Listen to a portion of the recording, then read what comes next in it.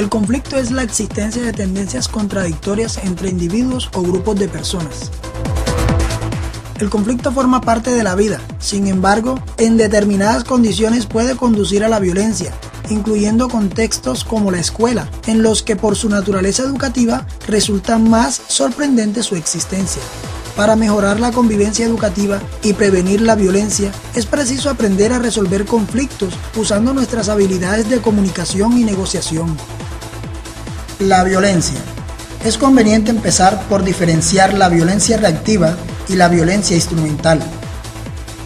La violencia reactiva es como una explosión que surge cuando se experimenta alto grado de tensión o de impaciencia, que sobrepasa la capacidad de calma de las personas y al aumentar la provocación se origina más violencia. La violencia instrumental es utilizada por personas para alcanzar sus objetivos. Suelen explicarse dándole apariencia justa. Este tipo de violencia tiende a permanecer cuando se impide buscar otros medios de conseguir los objetivos. Para prevenir la violencia reactiva y expresiva conviene disminuir la dificultad y la tensión, mejorando la calidad de la vida de las personas en general. Establecer espacios frecuentes para resolver conflictos en la escuela, a través de los cuales se puedan expresar las tensiones y las discordias, resolviendo conflictos en ambientes pasivos apoyados en la mediación y la negociación. Mejorar las habilidades de comunicación y pensamiento que ayuden a afrontar las situaciones. Condenar la violencia, demostrar con el buen ejemplo, ayudar a que el violento se ponga en el lugar de la víctima y entienda lo destructiva que es esta posición violenta. Solución de conflictos. La violencia surge con frecuencia cuando los individuos que la utilizan carecen de alternativas pasivas para resolver las diferencias de naturaleza socioemocional. Es preciso ayudar en todas las fases de dicho proceso. Definir adecuadamente el conflicto, identificando de forma pasiva todos sus componentes y reuniendo la información necesaria para resolverlo. Establecer cuáles son los objetivos y ordenarlos según su importancia. La conducta violenta suele producirse cuando no se considera el total de los objetivos en la provocación, solo a algunos, como el reaccionar a una supuesta humillación. Diseñar las posibles soluciones al conflicto y valorar cada una de ellas teniendo en cuenta las consecuencias positivas o negativas que pueden tener para las distintas personas implicadas en la situación. Elegir la solución que se considere mejor y elaborar un plan para llevarla a cabo. Es muy importante que dicho plan incluya una anticipación realista de las dificultades que van a surgir al intentar llevarlo a la práctica. Llevar a la práctica la solución elegida. Cuando se anticipen dificultades importantes en esta fase del proceso, resulta conveniente la ayuda de un mediador. Posteriormente, se deben valorar los resultados. Tipos de problemas más comunes. Distorsiones más frecuentes de los adolescentes en relación a la violencia.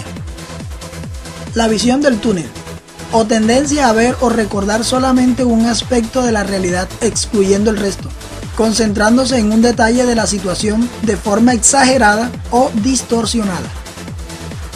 Absolutismo y pensamiento dicotómico, tendencia a percibir la realidad en términos dicotómicos, es decir, en extremos sin considerar posiciones intermedias. Fatalismo. Se percibe una falta total de control de los acontecimientos que se viven. Se tiende a desistir, afecta la inteligencia emocional. La confusión de los pensamientos y de las emociones con la realidad, o creencia a creer que lo que pensamos acerca de la realidad es la propia realidad. Interpretación exagerada de la conducta de los demás como intencional y que se dirige negativamente hacia uno mismo. Para superar estos problemas que surgen en situaciones estresantes, se pueden seguir los siguientes pasos. Tratar de construir por escrito, frase a frase, el diálogo que se produce antes y después de dicha situación. Identificar los distintos tipos de distorsiones que se producen en la discordia. Visión de túnel, absolutismo, fatalismo o confusión de las emociones con la realidad. Corregir los pensamientos distorsionados por los otros. Mediación y negociación. Uno de los recursos más comunes en la prevención de la violencia escolar es la mediación. Suele utilizarse cuando las personas implicadas en un conflicto no pueden resolverlo directamente. Se apoya con un mediador, pero este no resuelve el problema. Sí ayuda a que las personas en conflicto lo hagan, facilitando la comunicación, aportando sugerencias y eliminando los diversos obstáculos que pueden existir en la negociación directa. La decisión final es adoptada por las partes en conflicto. A esto se le conoce como negociación asistida. En los conflictos que se producen entre alumnos, el mediador suele ser otro alumno, generalmente de mayor edad, con habilidades comunicativas. Cuando son problemas extremos, el mediador suele ser un docente. Fases del proceso mediador. Presentación y aceptación del mediador. Se debe comprobar que es aceptado como tal por las partes en conflicto. Recolección de la información sobre el conflicto y sobre las personas implicadas.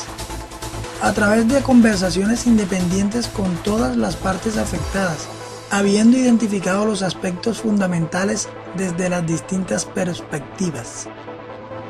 Elaboración de un contrato o acuerdo sobre las reglas y condiciones del proceso de mediación, en el que se especifiquen el papel del mediador y su aporte a las partes.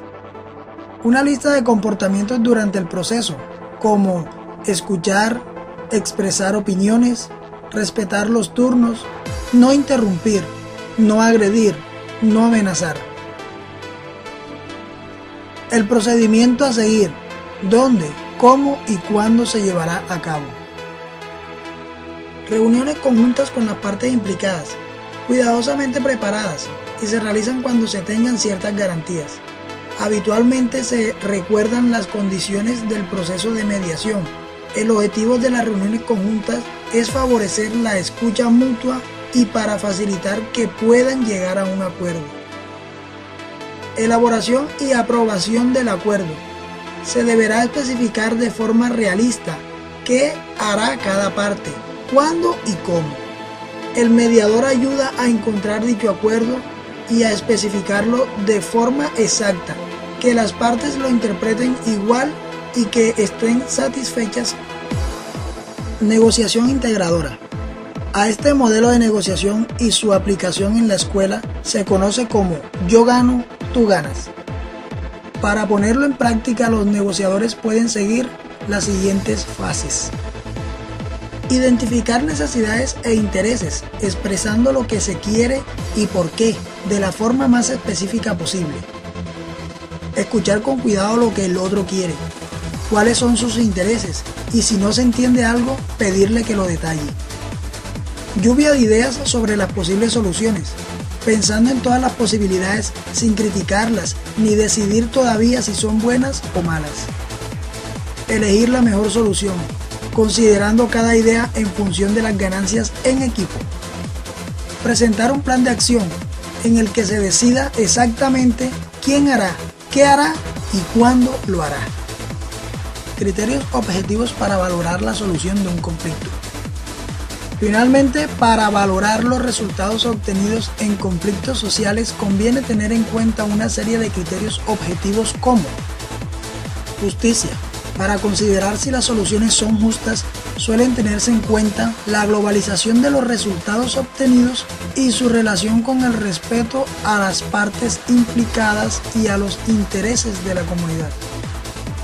Compromiso con el acuerdo adoptado. Cuando los implicados han participado en el proceso de resolución del conflicto, suelen comprometerse más con la solución y resulta ser más aceptada y duradera. Incidencia en las relaciones personales. Para que el conflicto no dañe las relaciones, conviene plantearlo como un problema compartido por las partes implicadas. Deben cooperarse para tratar de perdurar con una solución que respete los intereses de todos.